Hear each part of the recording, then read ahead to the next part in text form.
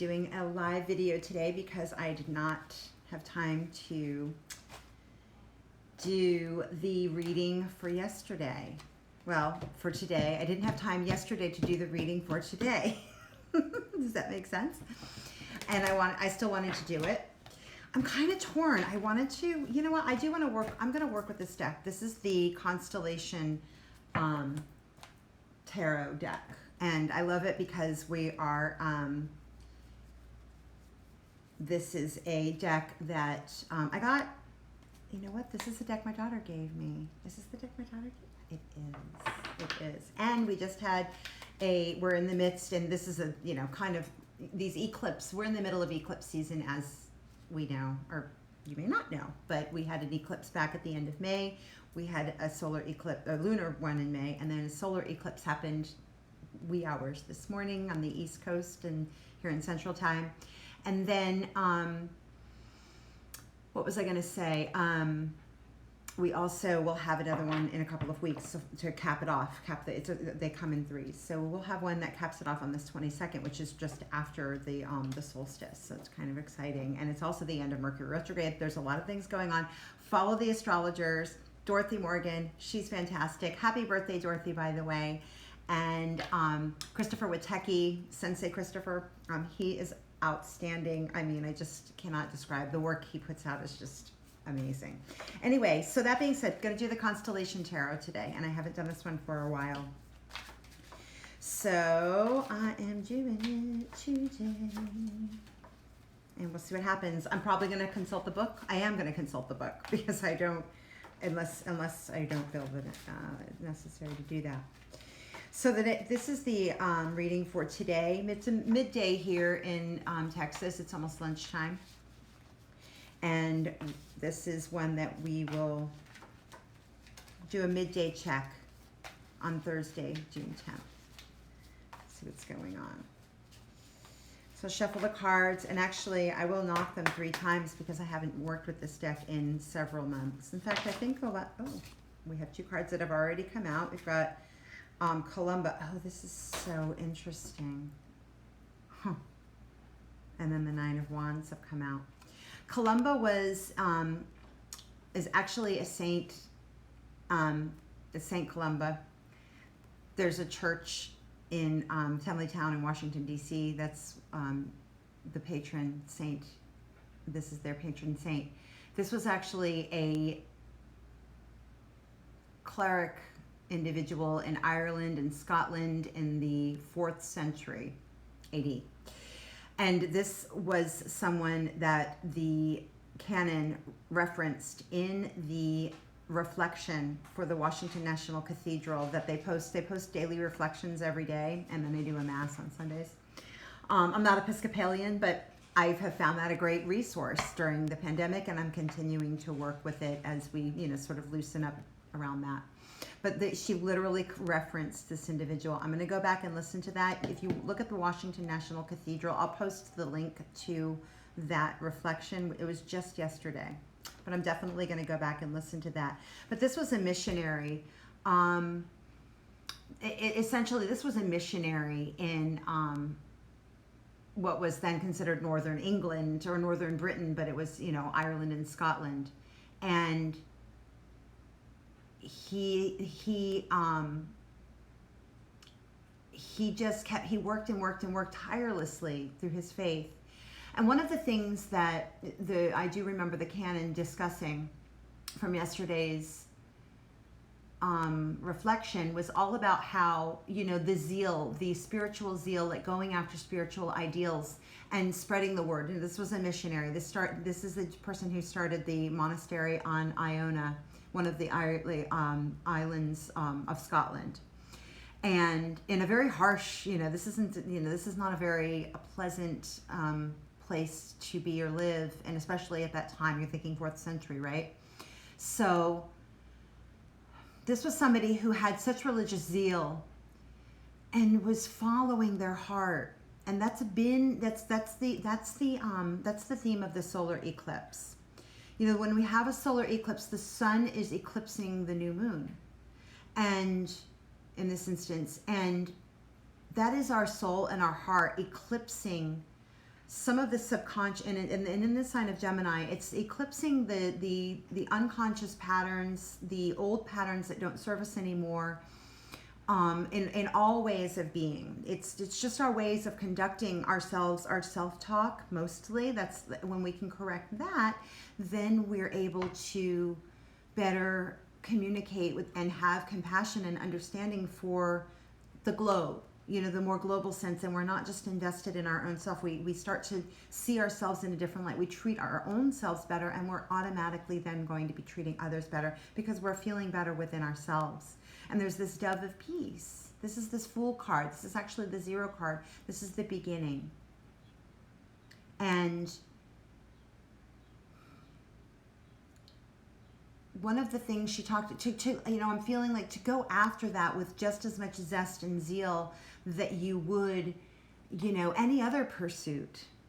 This is your spirit. This is that spiritual zeal, going after, investigating, and nurturing your own spirit and recognizing your own divinity, and within finding that peace. However, you access that in a real way. In a real way, in a real concrete way, not through some of the usual pursuits that just kind of are manufactured. They're not real. They're just kind of a put on, and they're here today and gone tomorrow.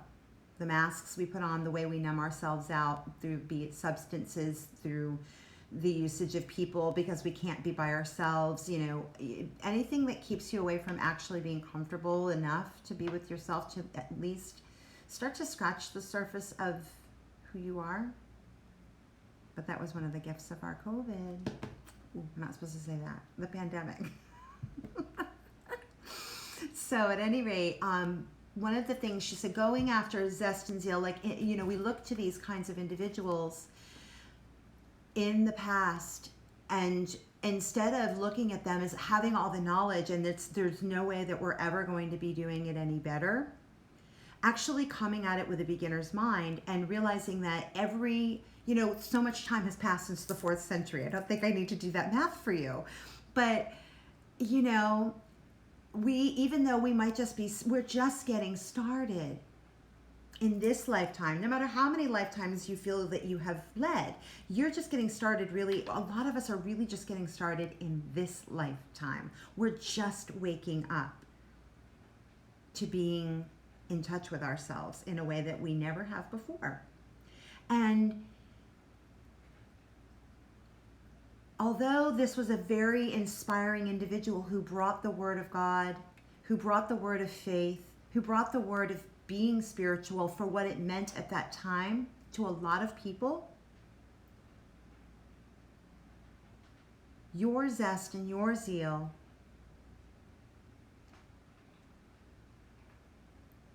and your abilities to spread the word of joy, no matter what that means for you, to live your life in joy, it's different now that we are in the 21st century. That definition is different now, and the way we do it now is different. And however you're doing it, if it's authentic and real to you, brings you this peace and opens up your wings and helps you fly, well, I think that's what you're here for. And there isn't anything that should stop you. You know?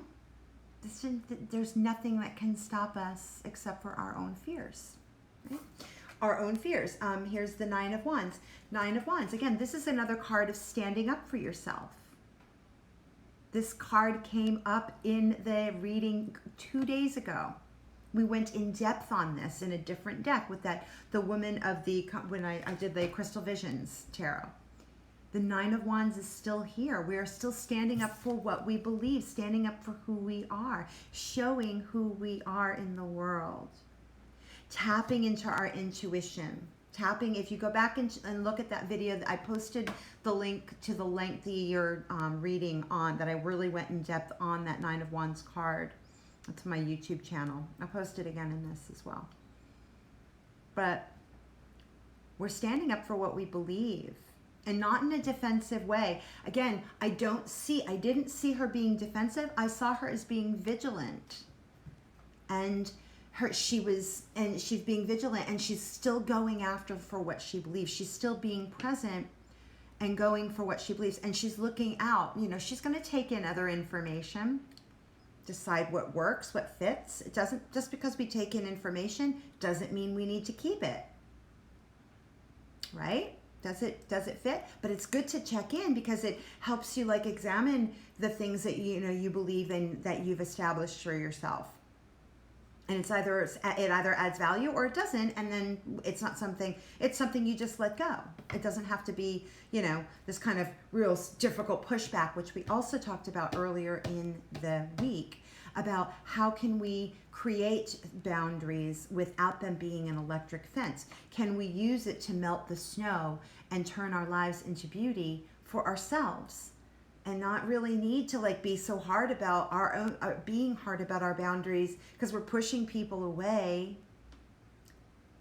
who might actually add value to our lives. It's like she's looking out. She's taking stock of what's really happening.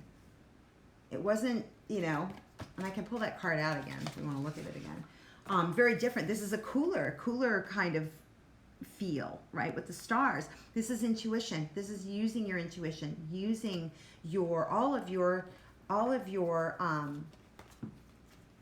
faculty. See, she's right on top. She's still here on top. So these are two different images of the same kind of card. She's collected a lot of life experience. She knows what she's doing. And there's more to learn, right? This is only a 9. There's a 10, and then there's the court cards, right? So we are only just learning. But I'm also noticing these on all of these wands, these, and there are rods in this as well, just like they're stakes, where hers are fire, hers are really that burning passion. Wands are the suit of passion. There's a lot of blossoms. They're just getting started. Even though she's got a lot that she's brought to the table, again, that's what we were just saying. We're still just getting started, and they are our beliefs. They're what we're going to add and we're going to bring to everything around us. So we need to add. This is important. This is important. We've got to stand up and be present and show up in the world. Show up to those we love. Show up to the things that we love and that are important to us.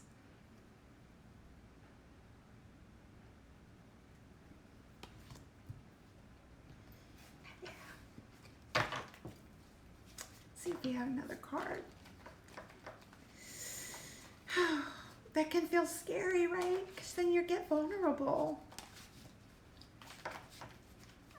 You have to show that you care.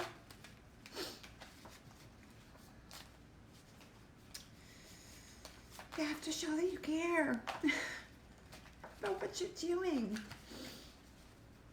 And you have to show that to the people around you without any guards.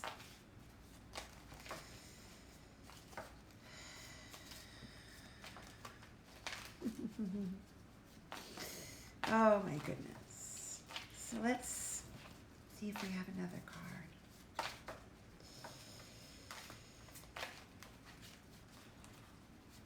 Card of peace, 9 of Wands, passion, peace and passion. Do they live in the same? Yes, they do. They live in the same realm. All lives in the same realm. Do we have one more card? I don't know if we do. The solar eclipse, I was saying,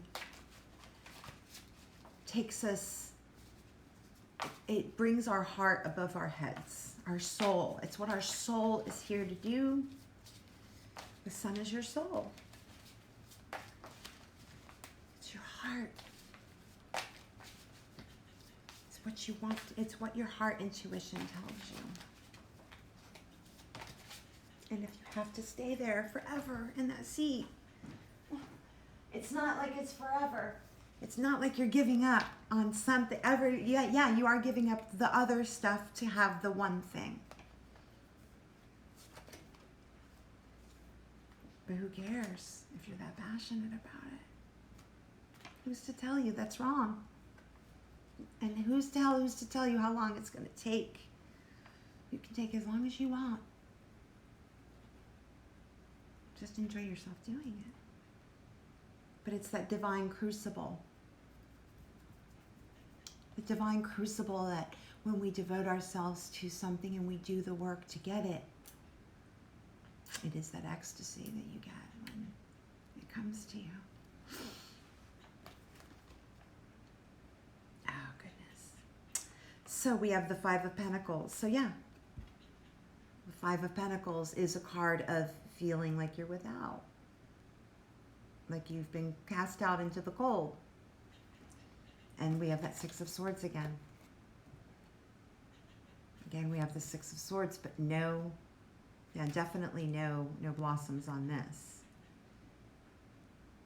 But the winds of change, and even in this one, we have that kind of icy, see the icy wind blowing through? So when we are in this kind of lack, if we stay in a lack perspective, which the Five of Pentacles is a card of lack, of being felt like you've been cast out, of feeling that you don't have enough, feeling that we don't have enough, that there's something missing. So that's like, I was just saying that if you can be in that place of like, I'm working towards this particular purpose, I'm working in my purpose, and you feel like you've had to put something, you've had to make a choice against one thing in order to have another. Just keep going. Pick up your thoughts, turn them up as these are, not side to side. Turn them up and keep moving forward towards the thing that you've dedicated yourself to, towards the goal, towards keeping, even if your goal is just keeping up the thoughts, keeping the thoughts looking up rather than, being scattered and side to side and being blown about by the wind. And, it's actually, I don't know if you see here, the iciness of the wind has actually frozen these swords to being in this stagnant place. We've got to take the three swords and move them up and out. We cannot stay, or either that or we're here in the Five of Pentacles. And that's in the traditional tarot. It often has a couple outside the church, not in the church, like not within the establishment. Like you may feel like, oh gosh, I've made the wrong decision, because now there's a lot of this isn't normally a card of dissension, but I feel like there's a lot of card of confusion. If you're feeling confused, that's fine. But recognize it's because you've made a different choice and you're just getting going. You're just starting. Okay? And that's fine. You're still blossoming. You're just starting to bloom. You may still feel like you're kind of like a Seven of Pentacles under the ground still. Like the seeds are planted. That's fine and that's normal. But keep turning, take at least three of those thoughts. Out of every 6 thoughts, take 3 of them, make them go up, rather than get locked in confusion about whether you made the right decision. Just keep going and see what happens. Get curious. Bottom of the deck, 4 of Swords, meditation. So that's a place to get curious. And again, come back into self. So I'm going to leave it at that. Enjoy. And I'll come back later today and do a reading for tomorrow, for Friday. Okay? I love you guys. Thank you for taking a look and joining. If you have any questions, email me at lisa.loring@gmail.com. If you want a private reading, that's another place you can email me for that. Ask questions, put comments. I have my PayPal. You can donate as well. What else? Oh, the YouTube. I'll post the other things about what the Washington National Cathedral reflection was from yesterday, so you could hear a little more about this. It doesn't matter whether God's your jam or not. It doesn't matter. Just listen to the thing about Columba. You can skip. I think it's about halfway through. And just broaden your idea about what faith is. You know, faith is how we develop. Like she said, we need to broaden our idea about how we express our faith and how faith is done. It's time to turn it up a little. To turn it up a little. So, yeah, check your thought patterns. Are they keeping you frozen from actually doing something cool and looking at something that might, you know, be something that changes your life? What else? Anyway, I'll talk to you guys later. I love you. Bye.